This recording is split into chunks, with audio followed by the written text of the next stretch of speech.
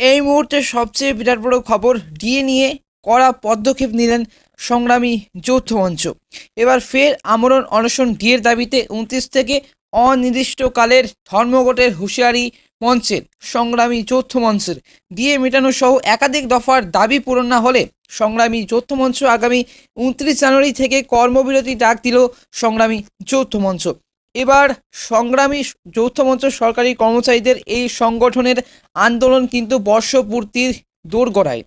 এবার এরই মাঝে শনিবার থেকে ফের অনির্দিষ্টকালের জন্য অনশন শুরুর ঘোষণা করেছে মঞ্চ।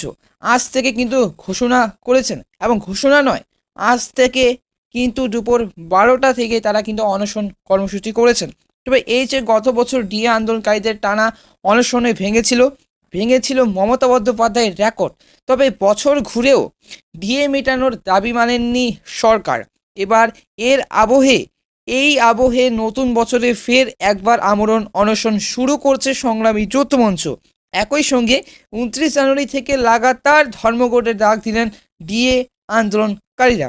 এর আগে শুক্রবার কলকাতার রাজপথে ডিএ আন্দোলনকারীরা মিছিল করেন। হাওড়া থেকে একটি মিছিল আসে ধর্মতলায়। এবার অপর এক কোটি মিছিল আসে শিয়ালদা থেকে। একদিকে আদিবাসী দাউতা মঞ্চের তরফ থেকে তাদের কর্মী সমর্থকরা ডিএ আন্দোলনকারীদের মিছিলে কিন্তু যোগ দিয়েছিলেন গতকাল। তবে গতকাল কিন্তু তোড়পাড় করেছিলেন সংগ্রামী যৌথ মঞ্চ ডিএ আন্দোলনকারীরা।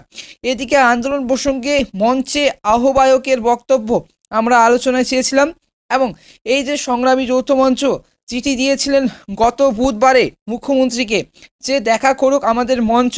গতকাল কিন্তু মুখ্যমন্ত্রী দেখা করেননি, মুখ্যমন্ত্রীকে আহ্বান জানানো হয়েছিল, কিন্তু আজকে আমাদের মঞ্চে উনি আসেননি। আজকে শনিবার, এই যে 259তম দিন ধরে আজকেও কিন্তু তারা অনশন করছে সংগ্রামী যৌথ মঞ্চ 259 দিন ধরে। গতকাল সমাবেশ করার সত্ত্বেও আজ কিন্তু অনশন করেছেন, এবং মুখ্যমন্ত্রী কিন্তু আসেননি দেখা করতে, এবং মুখ্যমন্ত্রীকে আহ্বান জানানোর পরও কিন্তু আজকে আমাদের মঞ্চে উনি আসেননি। এবং এই যে ভাস্কর ঘোষ বলেন যে সরকার কোনো প্রতিনিধি পাঠাননি, তাই পূর্ব ঘোষণা অনুযায়ী আমরা এর শেষ দেখে ছাড়ব, এবং যতক্ষণ না ডিএ দিচ্ছে রাজ্য সরকার ততক্ষণ পর্যন্ত কিন্তু আন্দোলন চালিয়ে যাবে। এবং আগামী কিন্তু 29 জানুয়ারি অনির্দিষ্টকালের জন্য ধর্মঘট করা হবে দুপুর 12টা থেকে। এদিকে মুখ্যমন্ত্রী প্রশাসনিক বৈঠকে ঘোষণায়, এদিকে কাজে ফাঁকি দিলে কর্মচারীদের বৈঠক এবং বেতন কাটার বার্তা দিয়েছে নবান্ন।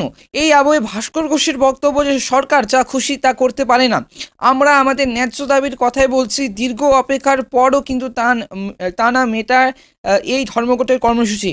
এদিকে কিন্তু আন্দোলনকারীদের দাবি ডিটেলমেন্ট কথাটি অসাংবিধানিক, কিন্তু এই নিয়ে চ্যালেঞ্জের পরিকল্পনা করছে ডিএ আন্দোলনকারীদের এবং ডিএর দাবিতে মিছিলকারী সংগঠন।